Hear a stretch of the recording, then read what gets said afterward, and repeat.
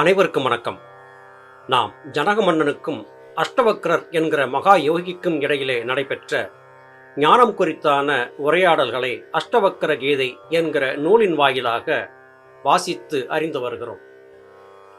பல பல கேள்விகளோடு அஷ்டவக்ரரை அணுகிய ஜனகன் தான் புரிந்து கொண்டுவிட்ட விடயங்களையும் தனக்கு இருக்கக்கூடிய ஐயங்களையும் அஷ்டவக்ரரிடத்திலே கேட்டு தெளிவு பெறுகிறான். ஜனகன் தொடர்ந்து அஷ்டவக்ரரிடம் பேசுகிறான்.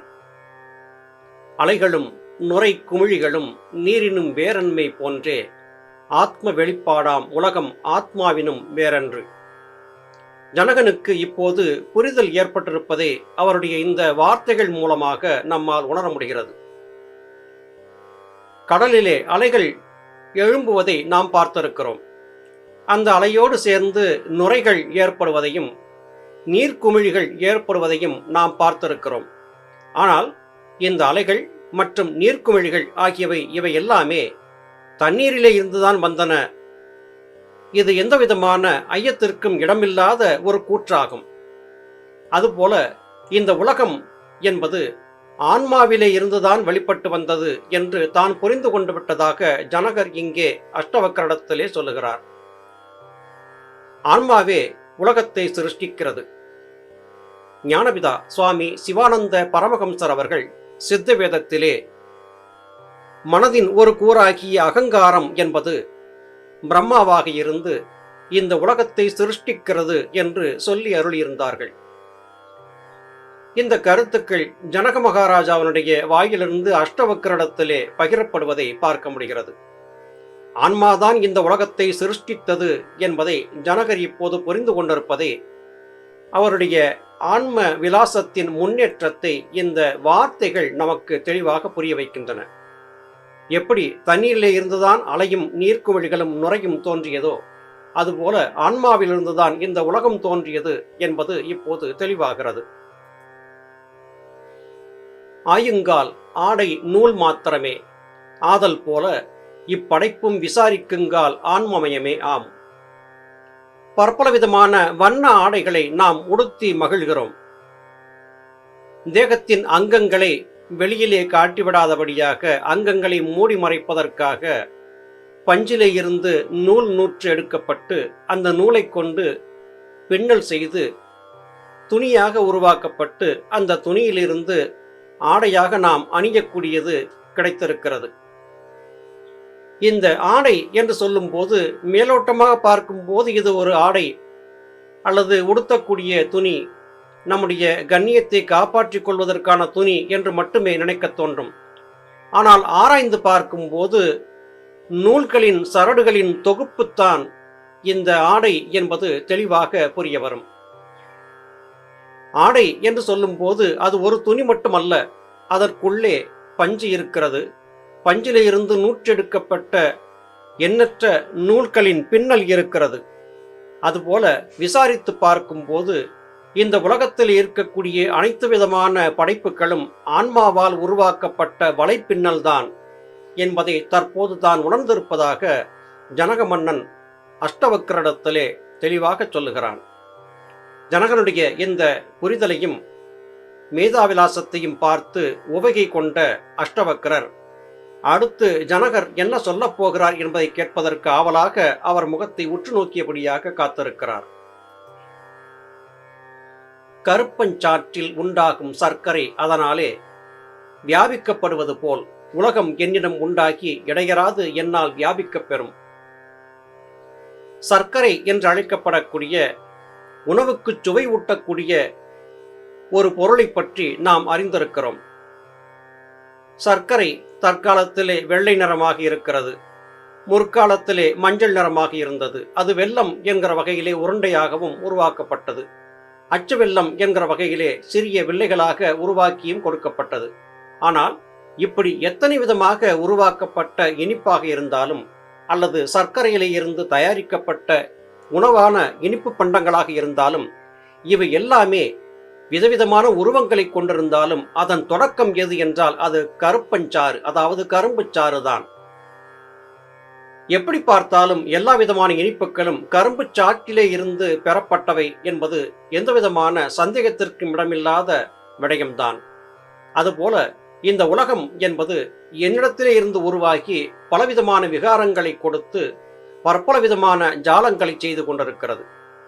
இதை உலகமாயை அல்லது திரோதாயி ஜாலம் என்று சித்தர்கள் குறிப்பிடுகிறார்கள். மனதிலே இருந்துதான் இந்த உலகம் சிருஷ்டியாகியது. சிருஷ்டியாகிய உலகம் பலவிதமாக வெறுகிறது. மலைகளாக, நதிகளாக, கடலாக, மரங்களாக, செடிகளாக, தாவரங்களாக, புழு பூச்சிகளாக, பறவைகளாக, விலங்குகளாக, மனிதர்களாக, இப்படி சகலமும் ஆன்மாவிலே இருந்துதான் உற்பத்தியாகி வந்தன.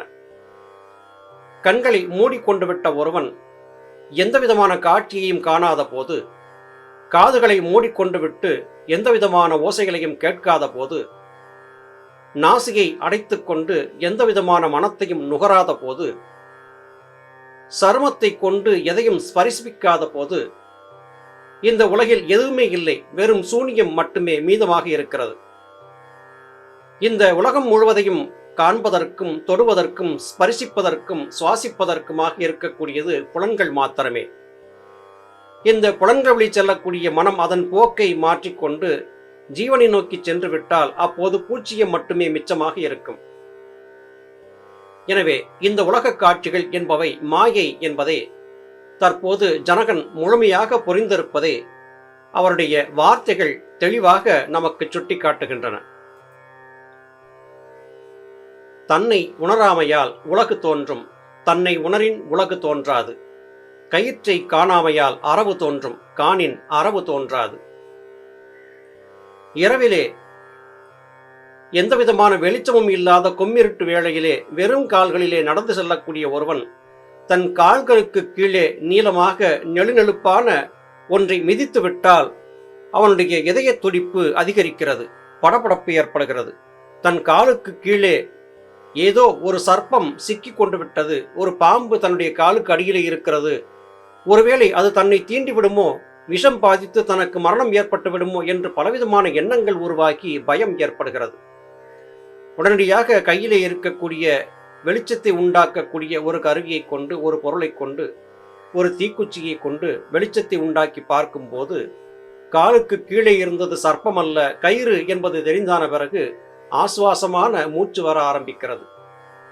இப்படி இந்த உலகிலே மனிதர்கள் தன்னை உணராத காரணத்தால் தன் கால்களுக்கு கீழே இருந்தது கயிறாக இருந்தாலும் கூட அதை பாம்பு என்று கருதி பதற்றத்திலேயே வாழ்ந்து கொண்டிருக்கிறார்கள். நீங்கள் உணர்ந்து கொண்டிருக்கக்கூடிய இந்த உலகம் என்பது மாயை. நீங்கள் நினைப்பதைப் போல இது நாகமோ அல்லது வேறு ஏதோ விஷ அறவோ இல்லை. இது இனிமையாக நீங்கள் வாழ்வதற்காக பராபரத்தால் படைத்து கொடுக்கப்பட்ட அழகான அற்புதமான பூமி.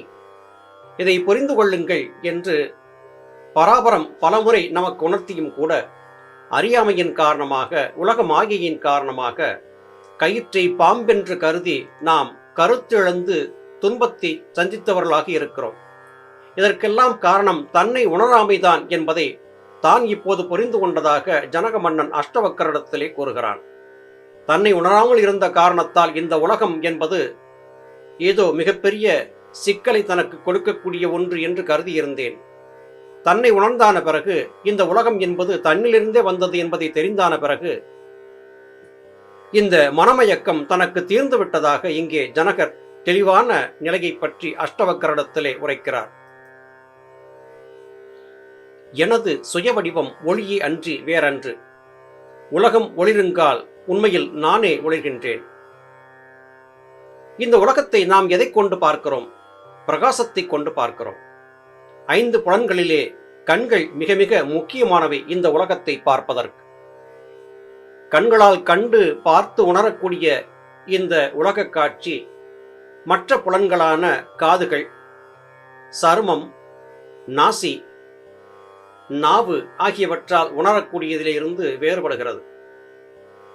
ஒரு பொருளை கண்ணால் காண்பதற்கும் அந்த பொருள் பற்றிய செய்தியை காதால் கேட்பதற்கும் வித்தியாசம் இருக்கிறது.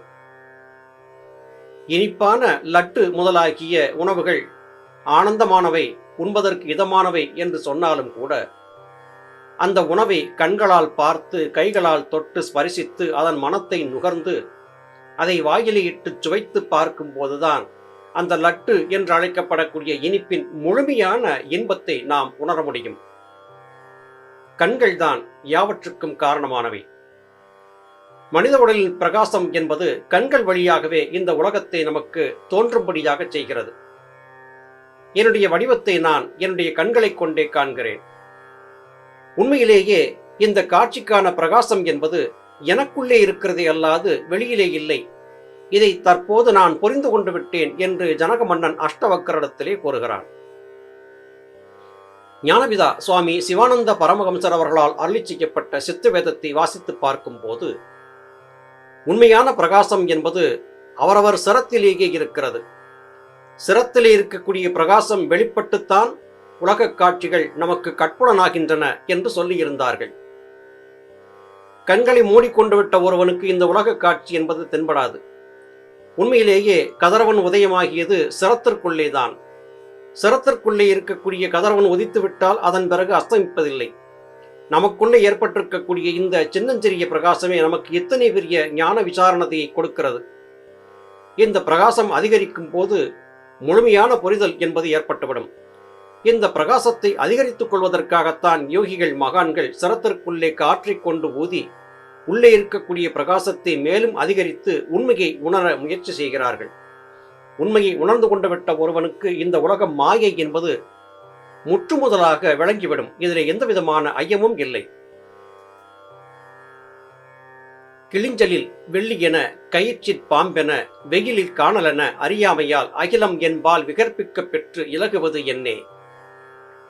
கிளிஞ்சல்கள் என்று அழைக்கப்படக்கூடிய கடற்கரை ஓரத்திலே அல்லது நதிக்கரை ஓரத்திலே காணப்படக்கூடிய ஒரு பூச்சியின் கூடு கதிரவன் ஒளிக்கிரணங்கள் பட்டபோது தகத்தகாயமாக மின்னுகிறது. பார்ப்பதற்கு அது ஏதோ ஒரு வெள்ளியால் செய்யப்பட்ட ஆபரணத்தைப் போல தோற்றுகிறது.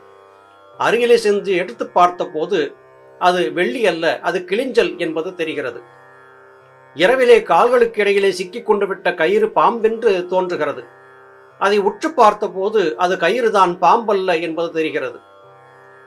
கடினமான கொளுத்தக்கூடிய கோடை வெயிலிலே சாலையிலே பயணிக்கும் போது தூரத்திலே ஏதோ ஒரு பெரிய நதி அலைகளோடு இருப்பதாக தோன்றுகிறது. அருகிலே சென்று பார்த்தபோதுதான் அது நதி அல்ல, காணல் நீர் என்பது தெரிகிறது. இதுபோல இந்த உலகம் என்பது எண்ணிலிருந்து விகற்பிக்க பெற்று விதவிதமான மாயக்காட்சிகளை காட்டிக் கொண்டிருக்கிறது. அது காரணமாக நான் பார்க்கக்கூடிய காட்சிகள் எல்லாம் உண்மை என்று நான் தவறுதலாக கருதியிருக்கிறேன்.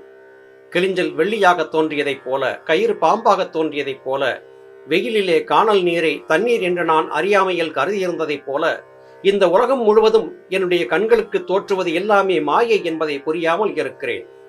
இது என்ன மாயாஜாலம்? குருவே, இது பற்றிய விளக்கத்தை எனக்கு சொல்லுங்கள் என்று ஜனகர் அஷ்டவக்கரிடத்திலே கேட்கிறார். இந்த குழப்பம் நம் அனைவருக்கும் இருக்கத்தான் செய்கிறது. இந்த உலகம் இத்தனை விதமான மாயக்காட்சிகளை காட்டுவதற்கு என்னதான் காரணம் என்கிற கேள்வி நமக்குள்ளே எழாமல் இல்லை. ஜனகருடைய கேள்விகளை உள்வாங்கிக் கொண்ட அஷ்டவக்கரர் மேலும் ஜனகர் தன் மனதிலே இருப்பதையெல்லாம் பேசி முடிக்கட்டும் என்பதற்காக பொறுமையாக அவர் முகத்தை உற்று பார்த்தபடியாக காத்திருக்கிறார். மேலும் ஜனகர் சொன்னதெல்லாம் என்ன பார்க்கலாம் தொடர்ந்து அடுத்த பதிவிலே. அதுவரையிலும் நன்றி, வணக்கம்.